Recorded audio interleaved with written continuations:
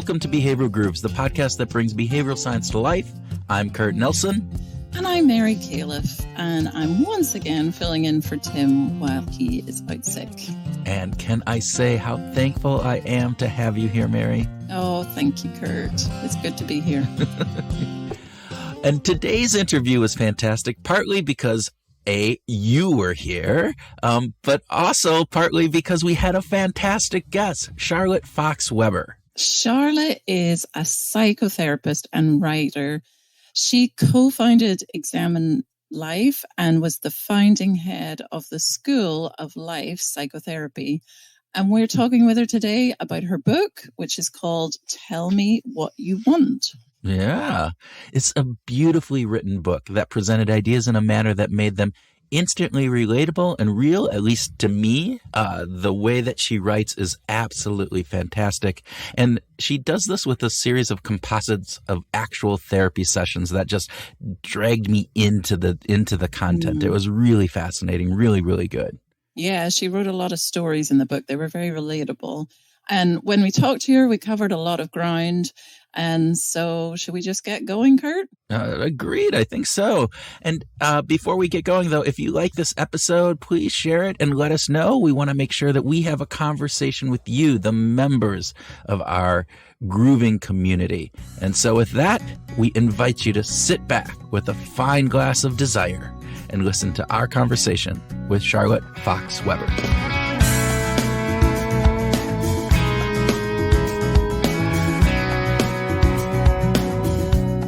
Charlotte Fox Weber, welcome to Behavioral Grooves. Hello. Hi. We are so happy to have you here. All right, we're going to start with a speed round. Mary's going to start. Yeah, let's kick off. So I know you're an American Brit, and so this might be a contentious question, but do you prefer tea or coffee? Coffee. Oh, still an American then. There was no hesitation at all in that answer. That was fantastic. Well, for our listeners, Charlotte lives in London right now, and infamously, Brits drink a cup of tea all the time. But you haven't been converted to the good old British cup of tea. I like tea in a decorative way. Yeah. Oh, all right. So, would you prefer to take a break by the ocean or in the mountains? By the ocean. Yeah, I like both, but it's depends on the time of year, I think. So for me, preferably mountains and ocean together. Ooh, There you go. There's a few places around the world that you can do that. Yes. Third question. Would you prefer to have dinner with your favorite actor or favorite musician? I think I'd prefer to have dinner with my favorite musician, although most of my favorite musicians are dead. we have the magical ability to pull them back from, and who would that be? Do you have a one or two that you would go like, these would be great? I think probably Nina Simone or Louis Armstrong. Oh my gosh. Excellent. Oh, Tim is going to be really mad that he missed this. Those are two of his favorites that he is. He would talk to Nina Simone. It's just, I didn't know much about her. And then I saw a play on her and I just got fascinated. She's amazing. So, all right. Last speed round question. Is it difficult for us to articulate our wants and desires? Yes. If I'm giving a very quick answer, but it's also possible. It is also possible. And so we are here and we're going to be talking to you today about your new book. It's titled in the US as Tell Me What You Want. But tell us a little bit more about why it's difficult, but how we can overcome it and what this book is about. I think a lot of our difficulties with desire come from how we're socialized. And as soon as we learn language, we go around desire. So a toddler says, I want milk, but it's not cute after a certain age, probably 4 or 5. And we start saying, I would like milk, or could I please have milk? And we become circumspect and we start to hide certain desires that are shameful or seem inappropriate. So we begin to hide and perform and sometimes pretend.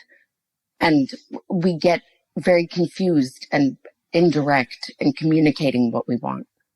I find that really fascinating because this idea that socialization and what you talk about is really true. You think about that. It's really cute when a 1-2-year-old comes, I want milk, I want this. And you kind of go, oh, that's great. But by the time they're 4 or 5, that's like, no, you correct them. You go, can I please have some milk? Can I please get something? And so it's an interesting element of what we're teaching our kids about their own desires and how to ask for it and how to talk about it. But so can you tell us a little bit about the book itself and what you're hoping people get out of the book? Yeah, so the book is about facing our true desires, as dark and twisted as some of them may be, and often are, because we don't always have to act on our desire, but it's incredibly interesting and life enhancing when we face ourselves without flinching and consider what is underneath the way we're behaving or the way we feel obstructed. So very often it's frustration that shows up more readily than desire. And people in therapy are often frustrated by something in their life, frustrated, disappointed, blocked. And behind that block, there's a really interesting story of desire. And I found in my work that people want to unburden themselves. They want permission to explore whatever it is they truly want, even if it's not possible, even if what they want is to be younger or to have immortality or to murder someone or have sex with someone obscene. It's emotionally liberating to be able to explore whatever it is you may secretly want. A lot of my story began in my own therapy, which I started when I was 6 years old, actually, which sounds very shocking in England, especially. But in America, it might not be that unusual in certain places. But I went to therapy because I'd had heart surgery when I was 4.5, and I had really bad death anxiety. I was sent to therapy, and it felt like jail. And I felt trapped. I felt judged. And I kept waiting for this man to ask me what I wanted from the process, and he never asked. And in all of the years since, I've had lots of therapy and not been asked that question. So I think my own impatience and frustration with not being asked prompted me to just start asking the question, because as obvious as it sounds, it's something we forget to do. And we can spend years in therapy looking at problems, looking at issues without asking those simple questions about what we want from situations. That's a great story that you don't actually talk about in the book. So thank you for sharing that. You do talk in the book about curiosity and how being deeply curious is a key trait for being a therapist. And you have some beautiful phrases in the book. You write so eloquently. And one of them was this lovely sentence that you said, the shared curiosity of a great therapy session can be the key that turns in the lock and opens the door to new insights. I think that's a lovely way of describing it. So how important is curiosity on both sides of the relationship in therapy? And are you unlocking it in the person you're talking to as well? I think curiosity is a life force, and it engages us. It galvanizes us. It's inspiring. It gets us to pay attention. And it's also really respectful. And I think respect has that curiosity when you think about any respectful relationship you have in your life, being interested in finding out more. So part of my restlessness from when I've had therapy is if I feel like the therapist isn't that interested in discovering my inner world. It's sort of insulting, or not sort of, it's deeply insulting. So I think that asking ourselves those questions is also a way of having self-respect. It's interesting. We've had lots of different people on the show, and one of the things that continually comes up, and I'm remembering Kwame Christian, who was a he's a negotiator and talks about a variety of different things, but he talks about this concept called compassionate curiosity when you're trying to work with other people and just really having this curiosity, but also this compassion for the other person. And I'm wondering if there's any sense of that in the therapy kind of world that you work in. I think compassion is incredibly important. I think I would say encouragement is probably more what I aim for. Just encouraging curiosity, like with that sense of possibility and potential. Compassion makes me a little uncomfortable if it's too normative, because I think there are times when we feel rage and aggression and it isn't there. And it's wonderful when it is, but it's kind of an ideal. It's not permanently reliably available. Yeah. Very interesting. That may sound mean of me to say. No, actually, I think it makes perfect sense. And I think it's probably different when you're dealing with people who are coming to you in a therapy type approach versus if I am working with somebody in a business type situation, right? Where I'm probably trying to understand them. And yes, I should probably try. I love this idea of encouragement because, again, if we can encourage others to be curious, then that allows us to kind of both be in that worldview. But I think that's probably really interesting. Your book, one of the key things that I kind of not gleaned from this, but liked about it is you describe 12 desires. And each of those, you start each chapter kind of with a little bit of your own insights on this, but then you tell these wonderful, wonderful stories of different people and your interactions with them, either in therapy or other kind of elements. And can you talk a little bit about those 12 desires? Because they're both positive and negative, and some of the implications that they have. And I guess we don't have to talk about all 12, but pick out a few that you find really fascinating for yourself. Sure. So I feel like we are talking more and more about desire in general. I might be in an echo chamber saying that because, of course, it's a subject that I'm always thinking about. But desire has become this slightly eroticized thing where it's sexual desire for a lot of people. I don't know if you associate desire with sex or if it means something broader just when you hear the word desire. But I think there's so many different types of desires, and having a name for them, having a sense of permission for things like wanting attention or wanting to create, wanting power. I think it's a little bit provocative. We need to be a little bit provocative with ourselves to kind of push possibilities of wanting things that we haven't dared allowed ourselves to think about. So if the subject is just desire, to have desire or not have desire, I think it's incredibly restrictive when it's just libidinal.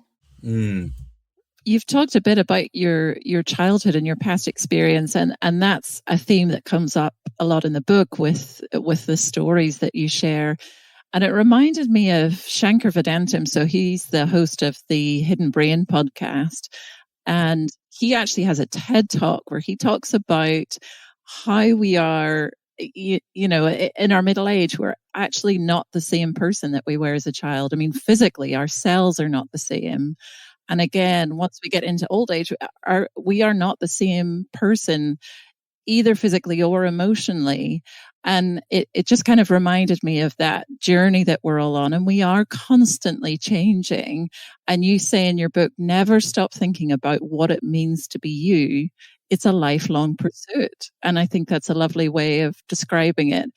But what are some of the threads that are continuous throughout our life that make us who we are? What stays the same? I think that it's a great question, and I kind of want to go the opposite way. That's fine. But I think that we often want to be consistent, and that can get us into trouble if we think, I wanted this 10 years ago and I'm supposed to still want it now. And if we can embrace change, it's paradoxically part of what anchors our sense of self. So there are threads of continuity. If you look back at your character from however long ago, I think values tend to be fairly stable, but the priorities change, and which values matter more, how we kind of make our choices and put our energy is going to change. And updating and adapting and allowing for growth is an endless struggle for us. And we want to change. People come to therapy wanting to change, and also avoiding change, going back to what's familiar.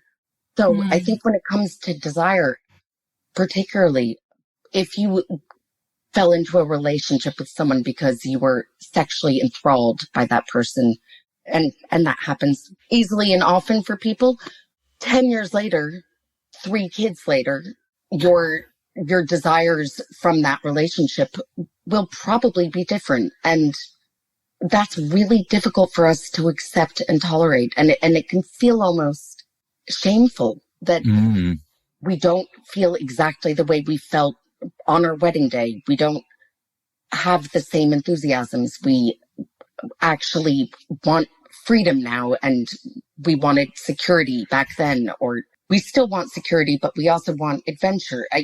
I think that we're quite worried about our own inconsistencies and contradictions. And when we take kind of wide angle lens and look at ourselves from a bigger range, then we can allow for those paradoxes. Yeah.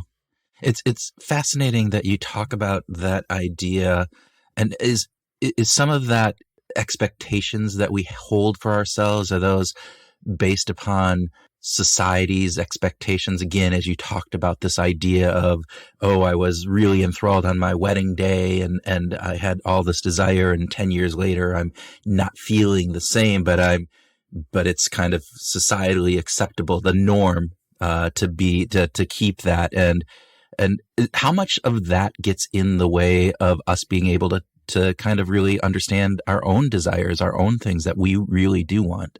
I think that whatever culture we're in, we are given so many mixed messages about desire. And we do better if we are at least onto the mixed messages. It's not that we have to kind of get away from society to understand anything clearly, but kind of looking at the ways we are messed around. We're told that we should want cake at a birthday party. We're told not to seem greedy and to pretend not to be hungry and desperate for cake because it would be unsightly and undesirable. And I think we are socialized to be wanted, to want to be wanted. And part of that means being sightly, being acceptable, and not being too needy, too demanding. So we end up going in circles and kind of spinning and not necessarily knowing that we're not thinking for ourselves. It's fascinating when we think about that, particularly as we think about as you guys were talking about earlier, this element of identity, who we are, what is it that we have that is consistent through life, and what changes, and a variety of other things. And in the chapter on understanding, when you're talking with Sing, is that the way to pronounce her name, right? Even though it's Sing, right? And I love that part too. But part of the discussion focuses on your own identity. And you bring in this quote about yourself where you say, you were described in some place as your child's mother. And although that's part of my identity that I cherish deeply, it's not the entirety of my identity. And I find it interesting that the different identities that we have, that how, part of them are driven by societal components, by where what situation we're in, a variety of other things. But how do we reconcile all of those different identities? Or do we need to reconcile them? Is that something? I think it's really helpful to broaden our range and allow, again, for contradiction, for shades of gray and different parts, different contexts. So it doesn't have to be either or, it can be both and. You can be a doctor, you can also be a friend, you can also be incredibly mean, and you can also be incredibly compassionate. And we are fluid when it comes to that sense of self and our relationships. And we're often trying to kind of pin down one definition or keep it fixed in some way. And I think allowing for more texture is, again, just liberating. We interviewed Dolly Choke recently about her book. It's called A More Just Future, where she's talking about the reckoning with the history of the US and how her upbringing and her knowledge of history of the US is actually different than what the reality is that she's learning as an adult, and learning to reckon with the truth of what history is about. And she's got a whole chapter, which I really loved, on the paradox mindset and being able to hold two individual truths at the same time. So you can, the example she gives is you can love your country and be uncomfortable with a lot of its history. And I love this idea of holding two truths at the same time. And I think as humans, we really struggle with that. It's very uncomfortable for us. And you talk in the book about a paradox and the paradox mindset. Why do we struggle so much holding two truths together? And is that part of your job as a therapist, to make us more comfortable with holding those truths at the same time? I think that's really beautifully and concisely said. And I like the idea that it is part of my job to help people be more comfortable with holding two truths at the same time, or many truths at the same time. I think that we like to categorize. It's a way of organizing our understanding, our perception, to think it's this or that, back to your questions, ocean or mountains. And I suppose, Yeah. I think that we want containment and coherence, and it can be confusing to kind of think that something is what it is, but it's also something else. And it's almost like it's conceptually difficult for us to tolerate the multiplicity of perspectives. And at the same time, it's also the fuller picture. So when we allow that we are aggressive and selfish and also incredibly devoted, let's say for Singh, the mother who describes herself as kind of a lion tamer and works for a very egomaniacal architect. She wants to hold on to that sense of being a nice person and doesn't feel totally nice on the inside, and wants to please someone whose ego kind of shoehorns her own covert ego in. And it turns out that she's more complicated than she realized, but also that's okay. That's part of her richness. Is that multiplicity of selves, as you say, that multiplicity of who we are and how we show up in these situations? It seems like there's an innate kind of human trait that we find some angst with that there is something discerning about going, oh, I can be, as you said, I can be kind of aggressive, but I'm also very devoted, and I can do all these. And as we talked about this paradoxical mindset of having these two truths, what is it about us as humans that for many of us, that's a difficult thing to kind of see or to believe or to want? I mean, I think that's maybe I'm way off base, and let me know if I am. I think you're right. I think it's easier in some ways to be black and white and not to see the shades of gray, not to tolerate the shades of gray, because it's simpler, and it can even help us survive. If you see a baby deprived of the breast or deprived of the bottle, and there's this outrage as though total injustice is happening. And I think babies illustrate a lot of that binary approach to kind of everything is good, everything is bad. The mother is good, the mother is bad. And in, out, it's sophisticated to be able I try not to use the word sophisticated. It sounds judgmental, but I'm using it anyway. It's sophisticated to be able to consider that the same person who has disappointed you and let you down has also been very tender and wonderful on other occasions. I think it's also a relief to not have to have a final verdict and to kind of let go of the judgmentalism. But I think that judgment comes more easily to us than just exploration. I mean, children are incredibly curious, but they're also taught to then have judgments and to kind of develop a sense of what is right and wrong. Yeah. So Tim, who's usually the co-host with Kurt here on the show, always talks about music at the end of the podcast. And we'd be remiss in not kind of filling his shoes to talk a bit about music. And you do have a musical reference in your book that I think Tim would absolutely devour if he were here. But I'll try and do it some justice. But you talk about jazz music as a way of holding space for silence. And I'll quote the book and say, I think of the jazz adage that it's the notes that we don't play that make the music. Holding space and not saying anything just for a moment says more than words. And I think that's a lovely way of bringing in music to the book and the appreciation of silence, which I think we all struggle with, just having some silence and holding space. So I love that quote. But I wanted to ask you, I wanted to use this as a segue to talk about music. And do you listen to a lot of jazz? Is that what inspired you to write this quote? I do, and I find that it's freeing and playful and spontaneous and also highly disciplined.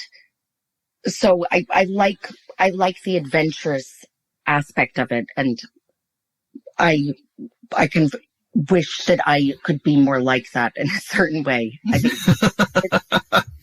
it's not that I then think I'm able to kind of have that spontaneity myself, but it reminds me of some possibility and freshness and adventure and not having a scripted format. I think that when we go into kind of sheeple mode, where we're sheeple people,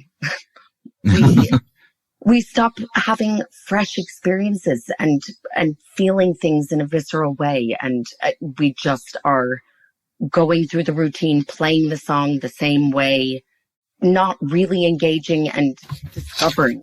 I also think there's something about the notes that are unplayed and that space where, space is something that we sometimes struggle with around desire because we want to fill and get rid of and consume, and allowing for space can mean so many things. And it can be incredibly consoling, even thinking about the space for the desires that you haven't acted on, like not having to do anything about it. So let's say you admit in therapy that you want to have sex with your brother-in-law, and it's this fantasy that has consumed you and preoccupied you. You do not have to then leave the therapy session and act on it. And it might blow up your life if you do, and there are plenty of reasons not to, but allowing for the space of just expressing it somewhere safe. It's kind of the note that isn't played, and it's a non-event in your life, technically, but it's also been allowed in some way emotionally.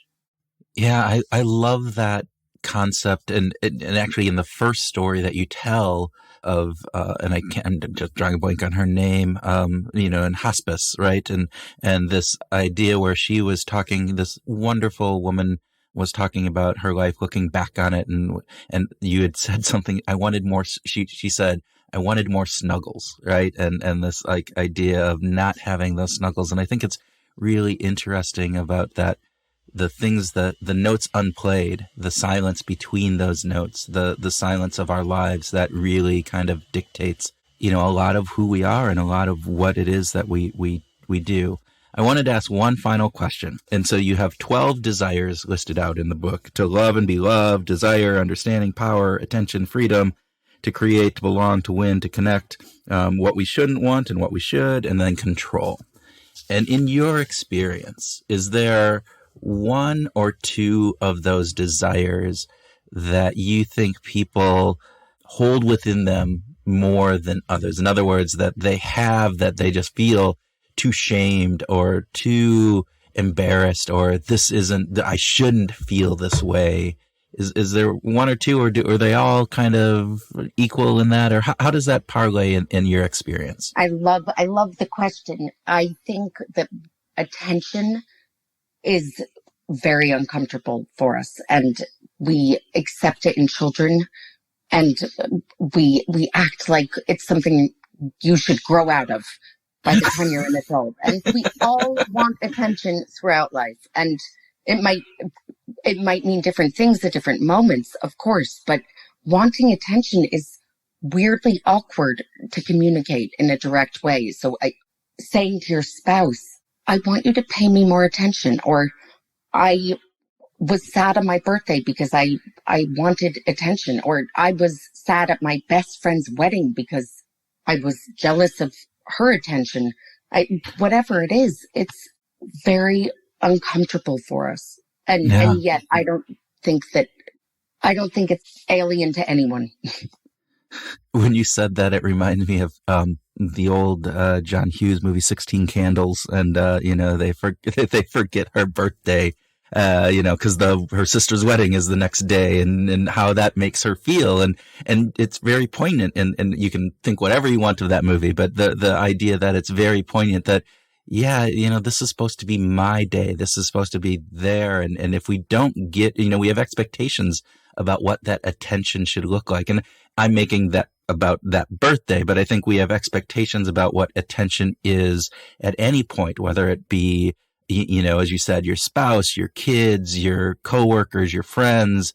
What is expected? Oh my God, my friend hasn't called me, high school friend hasn't called me in 3 months. It's like that, and so to your point, I think part of the book is saying we need to accept that we want that and that those desires are okay. And then it's asking, those people, right? And maybe telling them.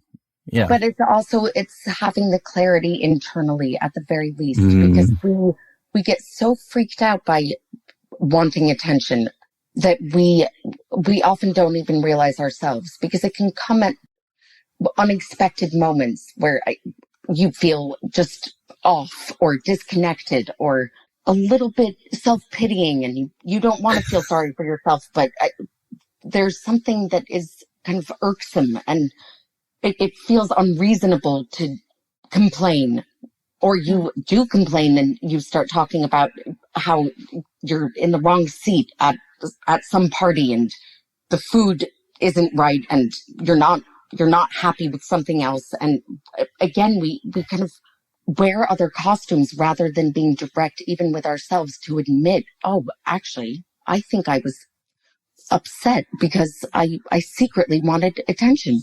And I think attention is about recognition, and the 12 desires I described all have to do with recognition, and we want it in our own way at every age and stage. Oh, that is fantastic. I love in the book the language you use around attention. And I never noticed before that we actually, the language you use when we use the word attention is we pay attention or we give attention. And there's a cost to that. There's an element of, it being a cost for the giver. And why is that? Why do we have that language? Or why does it cost us to give our attention? And does that relate into why we crave it so much? I think that it's give and take, and it doesn't have to be something that we lose if we give our attention to something. We actually get more. We feel more when we pay attention.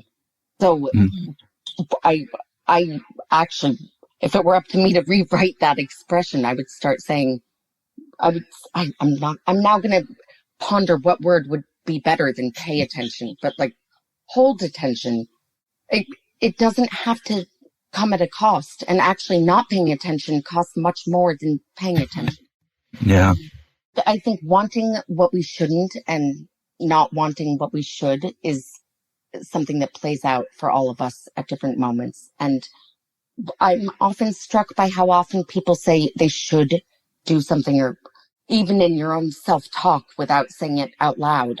You go to a party, something could be frivolous and fun, but you feel like you should go. And we all get burdened by the shoulds, and being responsible requires cooperating with the shoulds. But when it's all of you, when your life is dictated by doing things that you should do, not because you want to do them, there's this kind of desperation that can be really stultifying and depressing in different ways. And I think that allowing for conflict about the rules of desire opens something up, because we all want to break the rule of what we should do to some extent. I mean, you should do that because you want to be liked, but if you're true to yourself, then you're going to go another way. And I think there's conflict that is in some ways the plot of our life stories.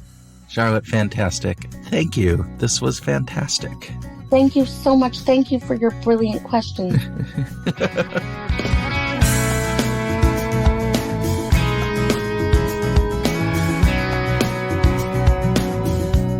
Welcome to the Grooving Session, where Mary and I share ideas on what we learned from our conversation with Charlotte, have a free-flowing conversation, and groove on whatever else comes into our asking for what we want brains. There you go. That's it. That's something we really struggle with, isn't it? It's asking. It sounds like something easy, but actually it's pretty hard to say it when you actually unpeel the layers of the onion and figure out what you actually want. I know I think there's the hard part of asking for those types of things, as we talked about with Charlotte.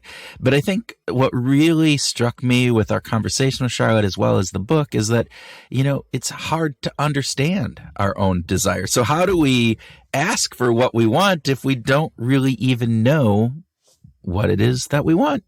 So I think that's a big piece of this. And Charlotte comes. Your thoughts?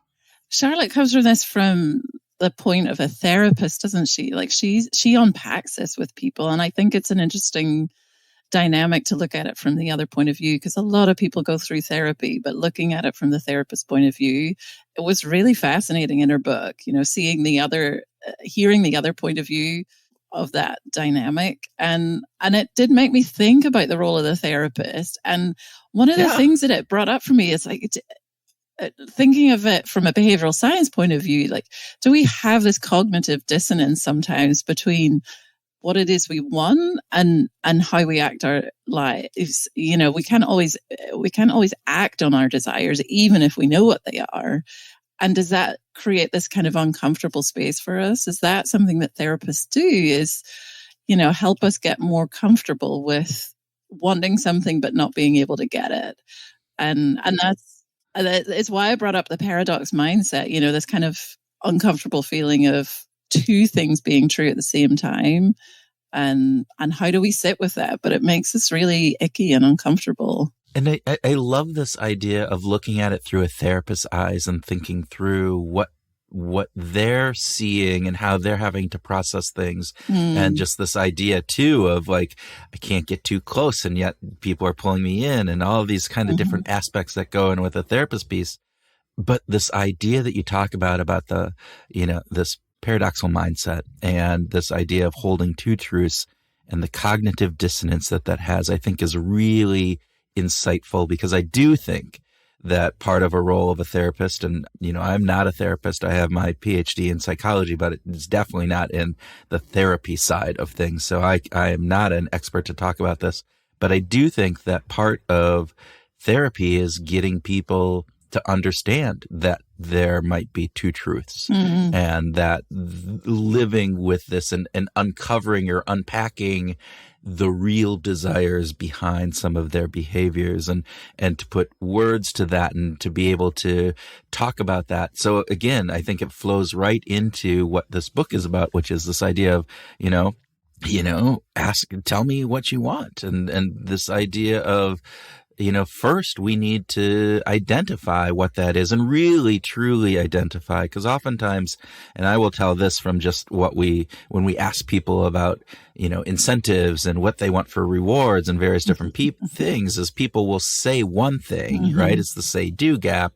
But we know from the research that their behavior is impacted significantly different by other things. So if you would, if what they say was actually truly what they desired, you would assume that their behavior would be reflective of that. But what we find is that it isn't. And I think that's the same thing that some of these stories outline, that Charlotte talks about, this idea that, sometimes we are pushing down desire because we're told that desire is bad, that societal kind of things, particularly if those desires might be surrounding sex or, something that might be more selfish as opposed to altruistic, that, oh, you shouldn't be thinking that. That shouldn't be a desire that you have. And I think that's really an interesting aspect of being able to look inside yourself, or with a therapist, if you can't figure it out yourself, right? To be able to understand and to identify what it is that is truly something that I desire.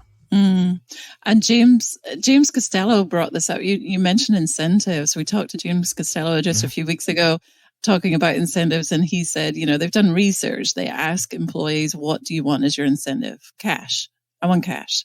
That's what I want. And then they bring, they roll out the prizes, the TV, the lawnmower, whatever it is, and people get really excited. So the disconnect between what we say we want and what we actually get excited about, or that we find enthralling, it's really hard for us to voice what we want, even if we're talking about it. We don't actually always know. I've picked up Dolly Chug's book because that was what talked about paradoxical mindset came from. Yeah. And it's actually not her concept. It's two researchers, Wendy Smith and Maureen Lewis. And the quote from them is, the problem is not the problem. The problem is the way we think about the problem. And I love that. And that kind of gets to Charlotte's discussion, how we think about it is actually the crux of it, not the issue itself. So I like this. Well, and then I loved this too, the idea when we started talking about identity, right? And we started talking about how we define ourselves, and exactly as you were just saying here, the crux of the problem isn't necessarily always the problem. It's how we talk about it. How do we talk about ourselves? How do we think of ourselves as opposed to how we actually behave? And so then we have those areas of disconnect and this cognitive dissonance that you brought up before. And I loved this idea that Charlotte talked about, that we need to allow for contradiction. We need to be both and, as opposed to fixed. And that piece was something that I thought was really quite powerful. And it kind of got me into the conversation we had with Robert Livingston, which was way above my head. Tim got into it really well. But this idea that, your self is actually being formed all the time by the surroundings and the people that you're interacting with. And this idea of that being very fluid. And that's, I think, what Charlotte is saying too, is that we want to believe that we have a fixed self, but in reality, that self is very fluid depending upon the context that we're in. And so we have all these self schemas, these people or these visions of who we are, how we talk about it with ourselves based upon, all right, in this situation, this is how I should be. And in this situation, this is how I should be. And I think it's even going one step further than just those schemas that we hold about ourselves in different contexts, but that we need to be fluid with the ability to say, all right, I act like this sometimes in the situation, but sometimes like this and sometimes like this. And that doesn't mean that I'm not being true to myself, but that is my true self. So. Yeah, it's fascinating to think about how we define ourselves.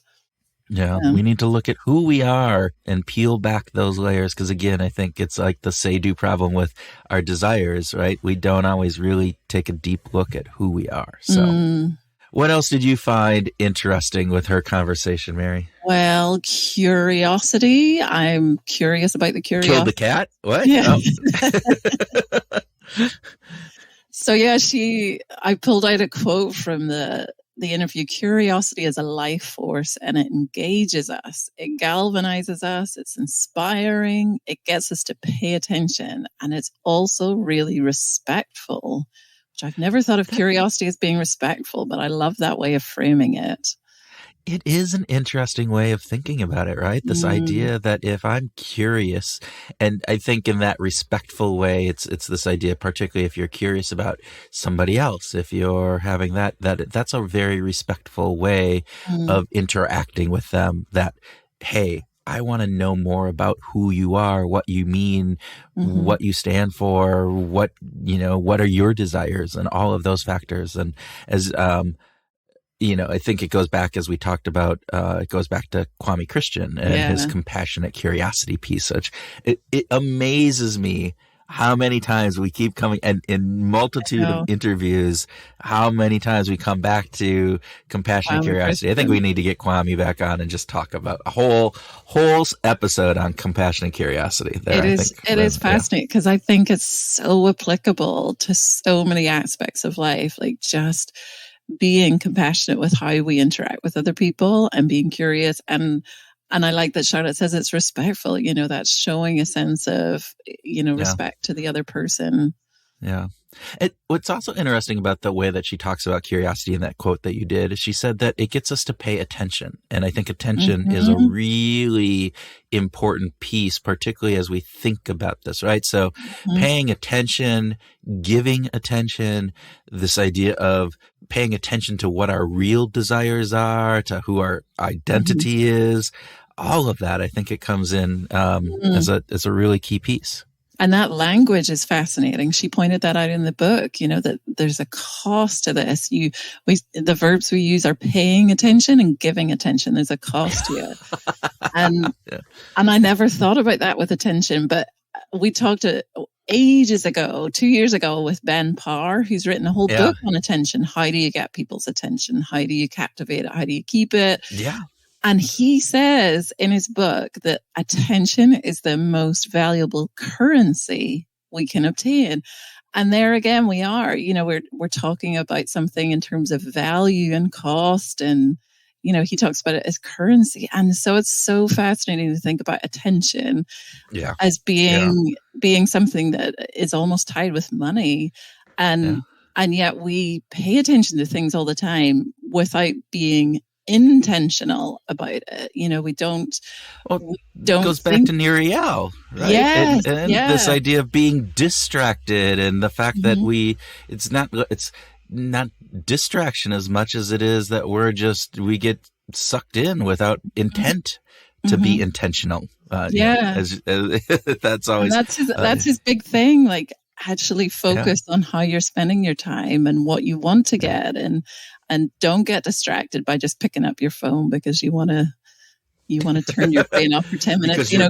Because you're bored and you need something as opposed to dealing with those thoughts that are going back and forth. So all right. Well, Mary, I think that probably wraps up this grooving session and this episode. Again, thank you for jumping in and being attentive and being curious and, having all of these things, as you have done a fantastic job while our good friend, Mr. Houlihan, is recovering. And folks, he has recovered. He is doing very well. So, I was gonna add that caveat as well, because this episode's going out a little bit later than we recorded it just to align with Charlotte's Yeah. publication date. So don't be alarmed that Tim is sick again. This is just early recording. Yeah, that's a good point. It's like, yes, he's gotten better. Tim wasn't well for a few weeks. He is much better recovering. And so, yeah, don't be alarmed. This is just